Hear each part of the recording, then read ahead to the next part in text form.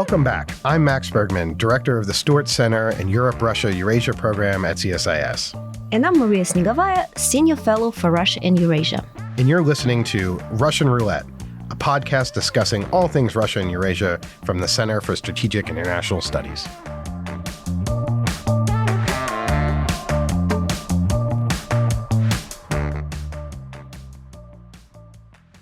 Hello, everyone, and welcome back to Russian Roulette. I'm Max Bergman, here with my co-host, as always, Maria Snegovaya.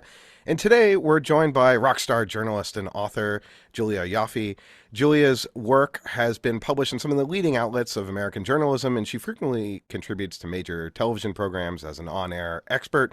Additionally, she is a founding partner and Washington correspondent at Puck. Today, Julia is here to talk about all things Russia, but really her latest book, Motherland, A Feminist History of Modern Russia from Revolution to Autocracy. It's out now from HarperCollins. You can order the book today from a link in our show notes. It is really a fantastic read, really engaging, and I think provides a history of the Soviet and Russian experience that frequently gets overlooked too much and provides a really, I think, interesting insight into Russian history.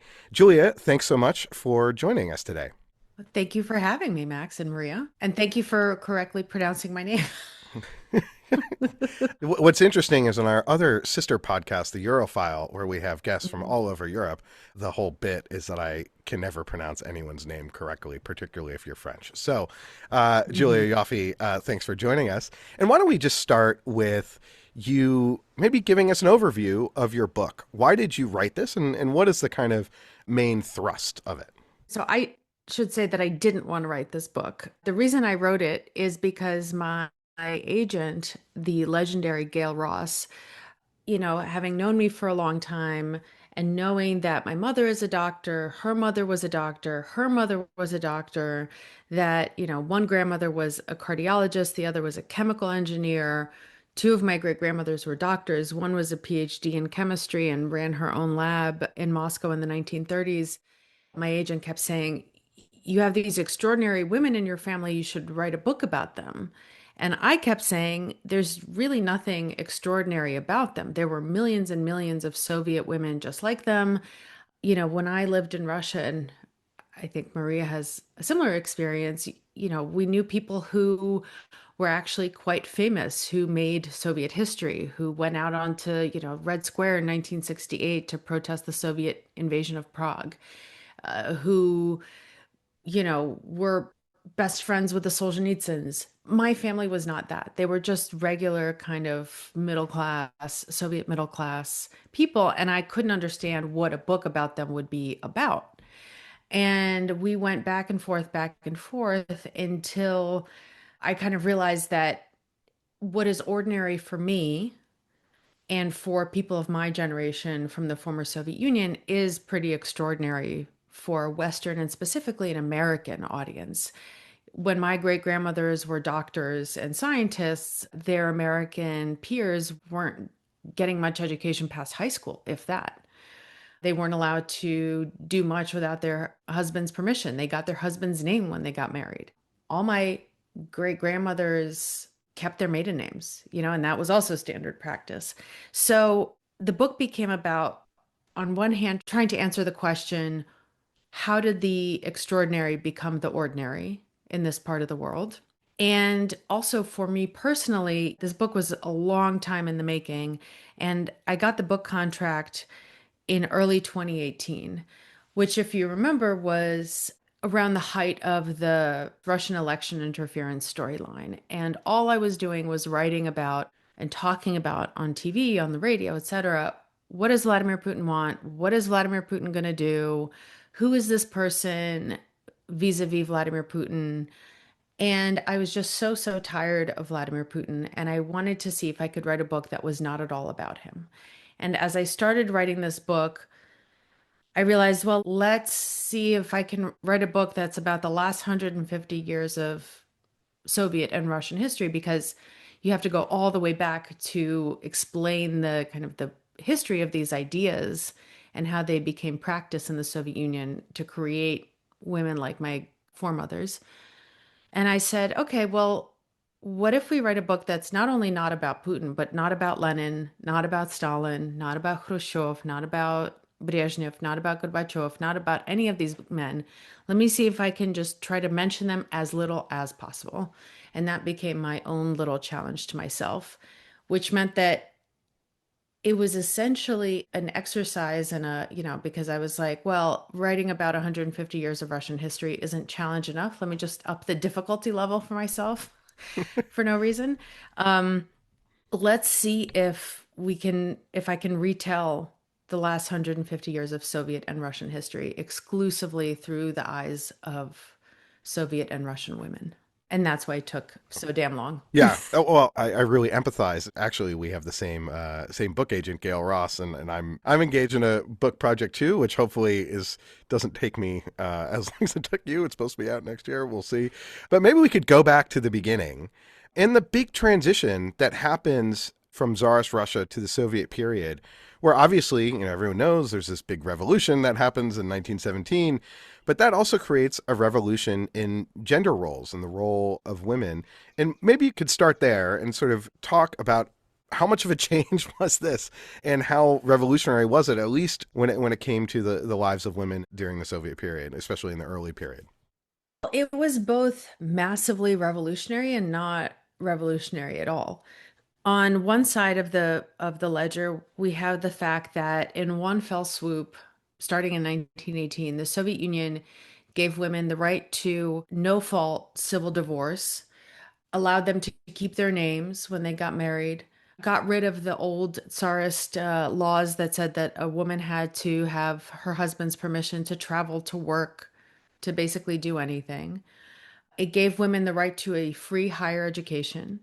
It gave women the right to child support, to free paid maternity leave, which, by the way, over 100 years later in the US, we still don't have. And in 1920, women got the right to a free abortion. Abortion was legalized in the Soviet Union in 1920, was the first country in the world to do so. And also women were required to work. This completely transformed the lives of Soviet women on one hand. Also, there was a massive literacy push to stamp out illiteracy, which was in some ways a largely female problem in the Russian Empire. So by the time my mother started medical school in the late 1970s, pretty much all Soviet women were literate. They were more educated than their male peers. They made up more than half the workforce, and 70% of Soviet doctors, that very male field traditionally in the West, over 70% of Soviet doctors were women. And women were everywhere in the sciences and engineering. Again, these in the West, these fields that are seen as very male. On the other hand, it didn't change much at all. This was a top down revolution. And for many reasons, it did not change how men and women saw each other. This kind of patriarchal, essentialist view of gender roles continued throughout. Women are like this, men are like that. And for example, that figure I gave you of 70% of Soviet doctors being women. Well, that sounds incredible, and American audiences always gasp in admiration. But if you drill down into those numbers a little bit, you see that most of those female physicians were in the primary care specialties that were the most drudgerous, the least well compensated. So, pediatrics, obstetrics and gynecology, family medicine, things like that. The tertiary care specialties, oncology, surgery, etc., research, heading up hospitals or research labs, those were all male positions. And the more that women flooded into medicine, the more medicine lost its prestige and became a poorly compensated field because it was seen as having become feminized. And I mean, there's a lot more to say on this, but basically, women became professionals. They were engineers, they were factory workers, they were doctors, they were astronauts, they were fighter pilots, they were machine gunners, but they were also, nobody gave them a pass on doing the housework and the child rearing, and nobody helped them with that either. Neither their husbands, if they had them, nor the state.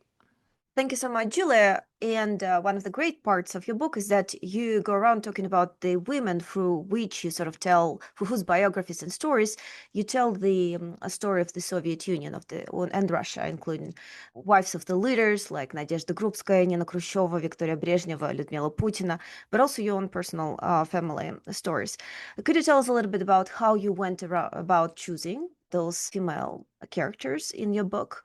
Also, I was wondering to what extent essentially this is unique to Russia. Can you essentially say, tell a story of China in the same way? Or is there something unique to Russian story that needs to be told specifically through these lenses? And lastly, you do mention a couple of occasions the predominantly male historians who did not do justice essentially to the role of women in Russian history.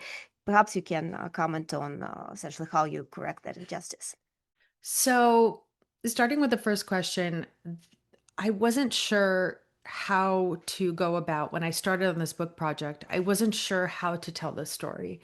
To tell the story of my great grandmothers and grandmothers and mother and myself, I needed to situate all of them, all of us, in a historical context and tell the story of this, for lack of a better term, Bolshevik feminist experiment. Its hopes, its promises, its abject failures. And I didn't know how to do that in a way that wouldn't be boring. And one of the first people I interviewed for the book was Nina Khrushcheva, who is the great granddaughter of Nikita Khrushchev and who is now a professor at the New School and has become a wonderful friend. But I was interviewing her about her family, about her grandmother and her mother, and she said something so interesting, and it's now in the book. But she said, have you ever noticed that if you look at the women at the top, the wives of the leaders, for lack of a better term, the first ladies, their fate always mirrors the fate of the country at large.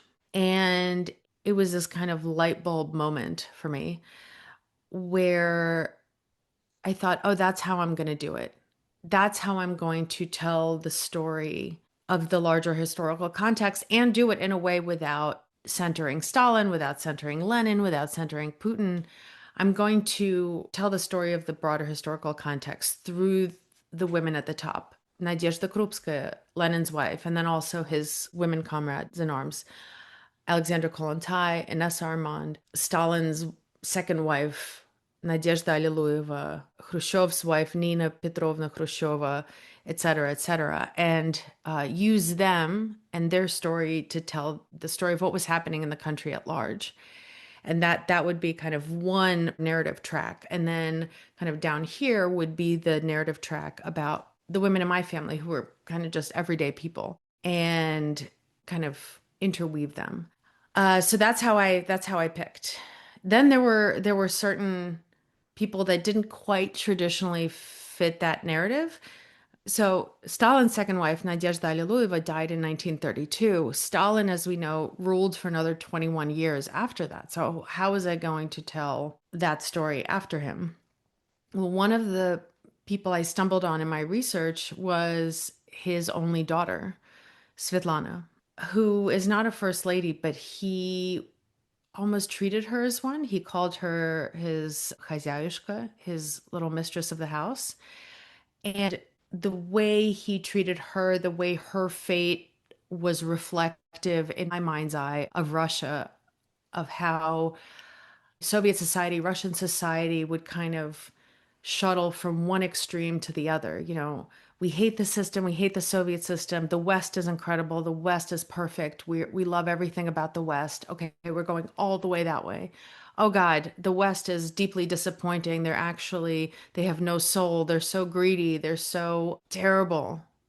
We're going back the other way. And to me, that was also very reflective of Russian society in the way that Nina Khrushcheva described it. So that was how I went about choosing who to tell the stories to, and then who to tell the stories through. And then there were other people who, to your question about male historians, as I did my research, I became pretty angry because I studied Soviet history in college. And after that, I read obsessively about it. I wrote about Russia for like 15 years by the time I started this book. And I knew who like Nadezhda Krupskaya was, and I knew that Stalin had the second wife who died young. But I didn't know about Alexander Kollontai, this Bolshevik revolutionary who was the kind of author of a lot of these feminist reforms. I didn't know about so much of this, despite having been a kind of Soviet history obsessive. And I was like, how were these people just totally written out of this history? And who else was written out? And that's when I got into, thinking about Beria. He was the head of the Soviet nuclear program and much more infamously was the head of the Gulag system and the NKVD, which became the KGB, the kind of the Soviet secret police. He oversaw this massive infrastructure of torture, killing, disappearance that through which, tens of millions of Soviet citizens cycled and which deeply traumatized Soviet and then Russian society. He had these other victims. He was a serial rapist. And this was kind of talked about in whispers. My grandmother mentioned it. I know my parents knew about it. He snatched girls off the street or off the silver screen or off the stages of the Soviet Union, and he drugged and raped them and then cowed them into silence by saying, I'm going to have your family arrested and sent to the gulag or executed. And like when I decided I wanted to have a chapter about that, it was so hard to find stuff about this. It was always a footnote or an endnote in these big tomes of Soviet history written mostly by men.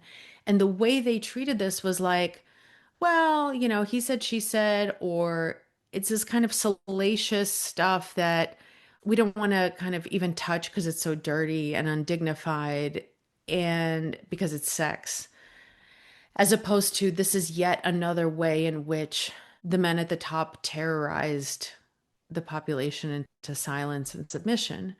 And that was when I decided to center one of Beria's victims, Lyalia Drazdova, who was, I think, 16 when Beria first spotted her on the street and made her into essentially a slave and a concubine. So the goal was not just to not center the men, but also to center the women that had been written out of the history by the male historians. Very important. Thank you, Julia, and thank you for bringing these stories to light, because indeed they do add an important dimension that's often missed. But also this interesting paradox that I wanted to flag, right? That the first part of the book talks a lot about the early achievements of the Soviet feminism with Alexander Kollontai, Krupskaya, and Armand. You really beautifully described the stories. But at the same time, 10 years later, we have like the situations like what you described with Beria, that is complete lack of any ability for women to defend themselves. So how can you characterize then this feminist paradise of the early Soviet Union? Why was it so short-lived? And was there really a paradise to speak of? Or maybe it was just a couple of years short-lived, infatuations with some utopian ideals that did not really stick. How do you see it? Well, as I show in the book, the ideas that were championed by people like Alexander Kollontai and even by Lenin, who was quite progressive on these issues, didn't have much buy-in with the men at the top. They were happy to have the extra hands, a whole other half of the labor pool being activated when they're trying to industrialize a rural agrarian country and try to do in 4 to 5 years what the West did over 100 years in terms of industrialization. But they were not happy to have women actually be free, be liberated, be equal. They did not see women as such. They also needed women to have lots of babies because a growing, powerful country needs more citizens. And so as I show in the book, the ideas sounded great on paper, but they also didn't have much buy-in from the population. And even when the Communist Party in the first years of the, experiment, as I call it, even when the men at the top finally give permission to create the Zhenadel, the women's section of the Communist Party's Central Committee, and they go out Their representatives go out into the countryside to proselytize these emancipatory ideals. They're met with skepticism, with resistance, often with violence, and not just by men, but by women in the countryside. They don't want this. Things have been done a certain way, and that's fine by us. And as I chronicle in the book, what these emancipatory ideals become is essentially more and more responsibility for the women with no extra rights or privileges. And by the end of the Soviet era, women are just so exhausted by having to do everything, being asked to do everything, that they want out. And as soon as Gorbachev and then the capitalist system gives them a possibility of opting out of at least one of the many burdens they're asked to carry, they happily take it if they can. And in modern Russia, it starts to look like women just wanting to be trophy wives, because that's a life of leisure compared to the one that they and their mothers and their grandmothers had led. There's a part where Alexandra Kollontai writes a pamphlet in 1922. She writes a pamphlet that goes out to other kind of socialist chapters around the world, and she talks about all the reforms, all the feminist, egalitarian, emancipatory reforms she's instituted in the Soviet Union. And the brochure says that the Soviet Union has become a fairy tale country for women. Well, it's a fairy tale country. In the book, I quote it ironically because it remained a fairy tale through its very end. It never really came true for Soviet women. Can I just ask one follow-up here? You seem to postulate that a lot of the developments that are happening to women's part of the society are sort of imposed by the men on top. But you also flag repeatedly throughout the book that some things just do not catch up with a society that to a large extent inherited much of the traditionalist element of it. Then why shall we add this extra variable, like women opted to become sugar, to opt for sugar daddies because they essentially were exhausted? Isn't it perhaps more simple to explain the current situation that we see, and you correctly flag, with essentially, unfortunately, traditional gender norms sort of being rebuilt within the society, definitely with Putin's help, but also because the society to a large extent preserved many traditionalist expectations about a role of a woman and a man. So, like, shall we really even talk as much about the role of what has been imposed on top, when ultimately underlying structures have to a large extent preserved this traditionalist orientation? And what we're seeing today in Russia, to a large extent, is explained, I believe, by the fact that it is a society that preserved a lot of traditional elements to it. Again, I don't think it's an either or. I think it's both. And again, as I chronicle in the book, a lot of these traditional views stuck, even as others were shifted. If you look at, for example, the generation that fought in World War II, the young women who, all of whom were born right after the revolution, and were the first and really only generation to really grow up in this new educational framework created by Krupskaya, Kollontai, etc. They all joined as teenage girls in 1941, and they signed up for active combat. They were By the machine way, my gunners, grandmother sappers. also did. Just jump in. Sorry. What My did she do, grandmother by was the way? just a regular soldier. I mean, that's still, this was a real, as this one of these women veterans tells the historian Anna Krylova, we're a generation not from this universe. There were all female squadrons in the Soviet Air Force. They were, they were paratroopers. They did things that They were Western snipers. I women, mean, yeah, no, yeah. you look at the German military and they were incredibly short of labor, right? They were Hmm. desperate for manpower to send into the meat grinder. And they just they never went there because of the gender roles. And in the US was Hmm. not much different. I mean, on the home front, yes, but not serving Hmm. on the front lines. And in some ways, when we think about World War II, at least from the kind of American perspective, we sort of Hmm. underestimate what an all of society war this was for the Soviets, for the Russians. And despite the gender roles still sort of existing, creating bringing women into the military. I mean, it comes out in the book so starkly that how much women were relied on for the Soviet war effort and how critical it was. Yeah. But to Maria's point, as you can see in the book, they were just this very strange stratum of society that existed in Soviet society, but was very different from Soviet society. So then, when they in 1941 flooded the recruitment posts with their government sniper certificates or their government flying certificates, and they said, "We're ready to go." I'm 16, I'm 18, I'm ready to go. The men at the recruitment post said, "What? Go home, little girl."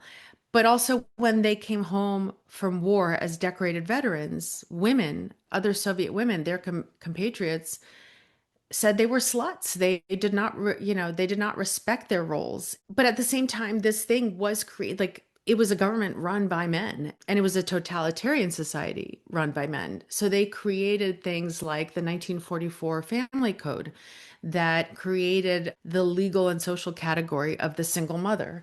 They created these incentives and imperatives for women to work or to do this or not do that.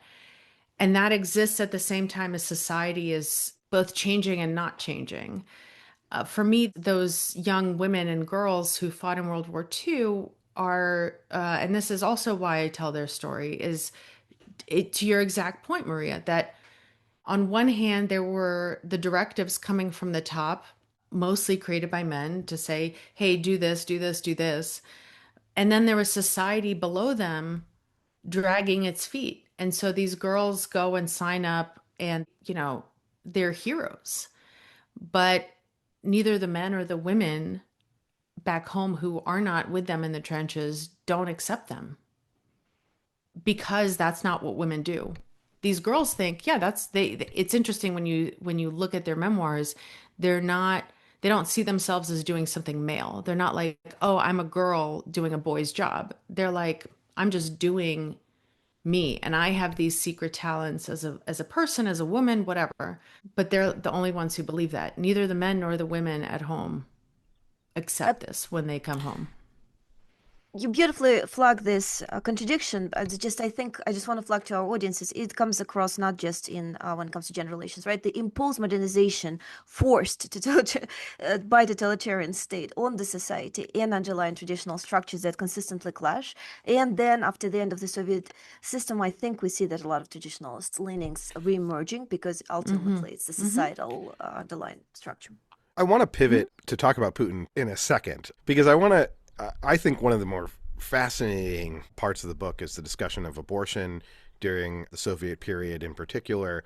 But what really comes out is that women all have, and this remains the case today throughout the world, have two jobs, right? They are still expected to do all the traditional household running, raising the children, preparing dinners, but yet they're the elite doctors now. And then my question is about abortion, right? Here you have the Soviets wanting to expand their population, wanting to grow the Mm-hmm. population, and yet abortion becomes, as you describe, incredibly commonplace. It's a routine procedure. And yet, also, despite the Soviets wanting people to have children, I mean, the birthing stories that you describe and what the top hospital in Moscow to for women to give birth seems like a form of torture where you're sort of secluded away from your loved ones during the whole process. So maybe you could talk a little bit about both abortion, about birthing, about why the state wasn't able to either lower abortions or incentivize more children. Well, I think this gets kind of at our discussion about what a totalitarian state force its population to do. The Family Code of 1944, which is drafted obviously in the waning days of World War II, when the Soviet leadership understands the catastrophic losses that they've suffered in World War II and that they're emerging as one of the main power players on the world stage, and they need a growing population to do that. And they try to incentivize women to have more children by paying them, by giving them medals, by discouraging abortions. I mean, Stalin banned abortions for nearly 20 years, from 1936 to 1955. Women still had them and died from them because they were now back alley abortions instead of abortions performed in hospitals by professionals. But they also needed women to work because so many men died in World War II. And most of the fighting in World War II happened on Soviet territory. So many farms and towns and cities and factories were destroyed. They all needed to be rebuilt.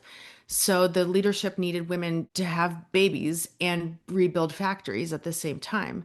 So we'll pay you to have children, but we'll also make sure that your food allotment or your daycare allotment is tied to your workplace. And there's no men to have children with. So you get 1/3 of the, post-war baby boom in the Soviet Union born out of wedlock. And how many kids can you realistically have as a single mother, right?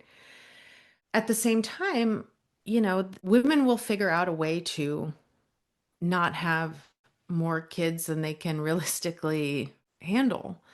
The Soviet Union legalized abortion in 1920, but it didn't legalize birth control till 1923. Moreover, through repeated policy decisions at the top, the Soviet economy, its resources, the budget were all directed toward the military industrial complex, toward heavy industry, rather than toward consumer goods. And anybody who grew up in the Soviet period will tell you there were no shoes, there were no cars, there was no shampoo, there were no bras, there were no feminine hygiene products, and there certainly weren't birth control methods. The Soviet Union made condoms, but it only made enough for Soviet men to have about 3 or 4 per year.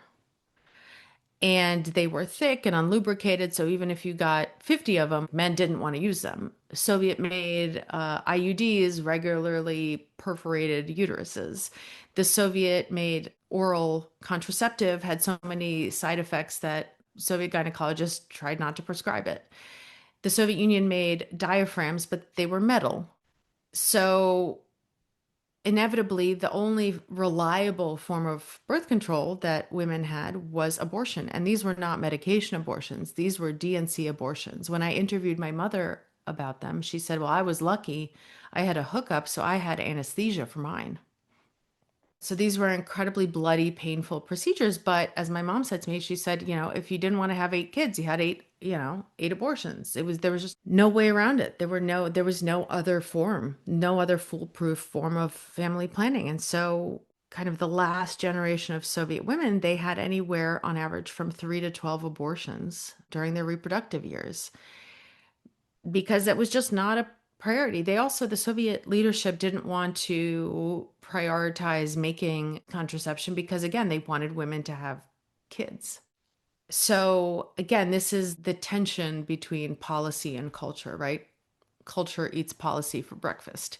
So you can incentivize all the pronatalism you want, but if the conditions on the ground aren't right for it, if your women are too busy having to work full-time jobs and raising the kids they do have while scavenging for food, what food there is in the stores, and having to make clothes at home because they can't find clothes for their kids in the stores, they're just not going to do it. And you see it in the modern day. Vladimir Putin has resurrected a lot of the measures from the 1944 Family Code down to the medals of motherhood. And in 2024, which Putin had declared the year of the family, when he was trying to encourage women to have 3, 5, 7 kids, so Russian birth rates dropped to their lowest point since Putin became president in 2000, essentially, because there's only so much you can force people to do by policy prescription. I think that's a great pivot to talk about the sort of present day, or I guess the 21st century, which is the era of Putin. And it seems that Putin has sort of tried to go back to this pre-Soviet period. His gallivanting shirtless on horses and sort of the image of masculinity returning, traditional gender roles, Russia becoming seen, at least globally, as this sort of fountain of historic norms, of cultural conservatism, of religiosity. How has that shifted the dynamic inside of Russia and for gender roles? And has this resulted in any sort of policy shifts or outcomes or substantial impacts on kind of Russian society? Well, the more a government tries to legislate something repeatedly, the more you think that that's probably not what's happening, right? Russia continues to have very high rates of abortion, very high rates of divorce, very high rates of single motherhood. That doesn't really speak to conservative traditional family values, right? Which is why I think, in part, the Kremlin keeps insisting on it because it's not getting much traction. I also think that there's a real appetite for this kind of masculinity among Soviet women. Putin is, for a lot of Russian women, the man they never had. He's a man who doesn't drink. He is disciplined. He's decisive. He works out. He takes care of himself. He's alive at 73 when a lot of Russian men have dropped dead of heart disease. And I think for a lot of Russian women, there's this the Soviets and the Russians have been talking about a crisis of masculinity since the 60s. The epidemic of male loneliness and male failure. And this has been, and that, feminism has gone too far and that it's emasculated the men is a conversation that the Soviets and Russians have been having since the 60s. And I think Putin really, it's not the only explanation for Putin, but I think it's one of the reasons he remains very popular, especially among Russian women. Julia, so thank you so much. Yeah. And on that note, in your book, you talk a lot about the contemporary women you met in Russia when you lived Hmm. there, Hmm. and they were at the same time quite successful, but also paradoxically somewhat rejecting the ideals of Western feminism in pursuit of wealthy men. You also talk about more recent unfortunate developments, essentially decriminalization of domestic violence and really rural cases of some of the women who got their literally arms chopped off by their jealous husbands. So how do you make sense of it? Essentially, what I'm trying to say here, do you see this pattern and something broader? Is this a radical change of the Soviet Union, essentially of Russia reverting back to more archaic visions of gender relations? Is it imposed from the top? And to what extent do you think society is perceptive to this trend? And essentially, how can we make sense of what's going on in today's Russia? I think in both cases, what's happening now and what happened a century ago, you have Russian society on one hand chasing a utopian ideal that can never really be fully implemented because of the reality on the ground and the resistance on the ground. And society responding to the changes that are being implemented at the top. You know, in the Soviet Union, on one hand, they never achieved their egalitarian feminist utopia, but most women did work in the end. Women were educated. Women did go into these professions that had always been exclusively male, even if certain kind of core thing like how women imagine themselves in their position in society, they still saw themselves, okay, I'm an engineer, but my first and foremost and most important role in society is as a mother and a wife, even if I'm also an engineer or a doctor. And then on this other side is like, yes, I would love to catch an oligarch and be a trophy wife and not do anything with my days except go to yoga and have an interior design business and get my nails done and get beauty procedures done. At the same time, the economic reality is and demographic reality is such that if I can get a husband, he is not going to be very successful economically, and I'm still going to have to work and do everything.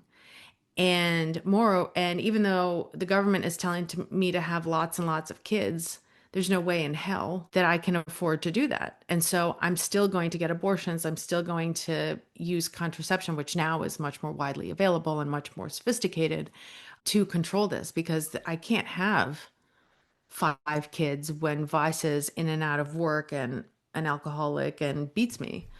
So there's always this tension between and I'm so glad, Maria, that you brought this up. There's always this tension between what the government wants its women to do, what it wants Soviet and Russian women to do, and what Soviet and Russian women want for themselves.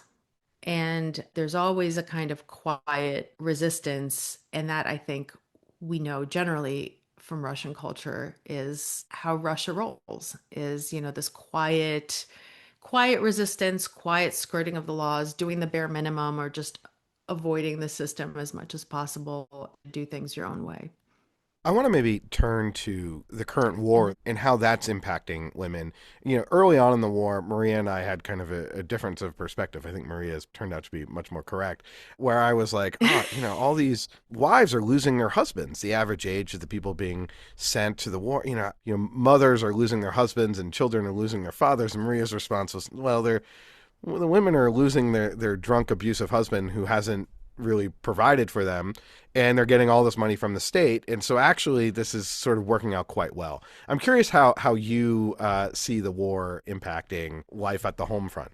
So I heard this narrative mostly from Westerners at the beginning of the war, and I wrote about this in the book, that, there was this trope in the West that, okay, well, once the coffins start coming home from Ukraine, then the women will stop the war. And I thought, God damn, why is it up to the women to stop? They didn't start the war. They have zero political power. Nobody asked them. The men started the war, but it's up to the women to finish it, which is also kind of the story of the book, is the men making disastrous decisions for the country and then asking the women to rebuild it and repopulate it and clean up the men's messes, which is also why Soviet and Russian women are so goddamn exhausted all the time and cynical. Also, the assumption underlying that hope is that women are not people, that women are these kind of super moral, super peaceful beings that somehow exist outside of their social, political context, that women aren't naturally aggressive, that women don't like war naturally, that women are peacemakers, and that women are impervious to propaganda, impervious to social and political pressures, that they just want peace because they're peaceful, maternal, nurturing beings. But women, as we know, are just people, and they respond to the same political, economic incentives that men do. And they run the gamut. There are some women in Russia who have fought tooth and nail to bring their loved ones home from the front and have paid the price for it. There are some women who are more than happy to send their drunk, abusive husbands to the front and at least get some money for it, for a change. And then there are women who are deeply indifferent, and as long as the war doesn't touch them and their families, they don't care. Women, they're just like us. I think that's a great way to end this podcast. Julia, thanks so much for joining us. It's been an absolute pleasure to have you on Russian Roulette. And to all our listeners, thank you so much for tuning in. And be sure to go and order a copy of Motherland by Julia Ioffe from your favorite bookstore or online at the link in our show notes. It's a great read and a fascinating story. And we will see you all next time.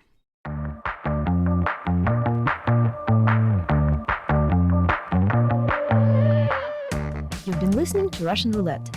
We hope you've enjoyed this episode and tune in again soon. Russian Roulette releases new episodes every 2 weeks and is available wherever you get your podcasts. So please subscribe to our show, share our episodes online, and give us a 5-star rating. Also, be sure to check out our sister podcast, The Europhile, where we talk Europe through a Washington lens. This show is made possible by a grant from the Carnegie Corporation of New York. Also, don't forget to subscribe to the CSIS channel on YouTube for live and recorded video events featuring leading experts. Finally, you can read all the latest analysis by the Europe-Russia and Eurasia program at the Center for Strategic and International Studies website, csis.org.